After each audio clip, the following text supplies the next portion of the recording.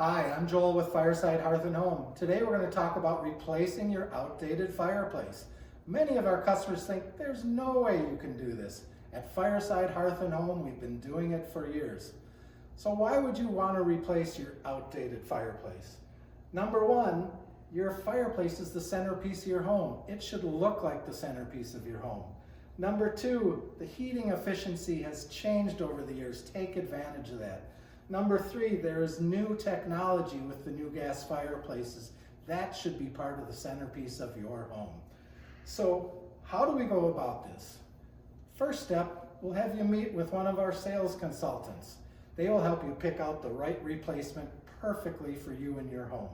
Number two, we're going to send a previewer out to your house to do a pre-installation site visit. That'll make sure the installation goes very smooth.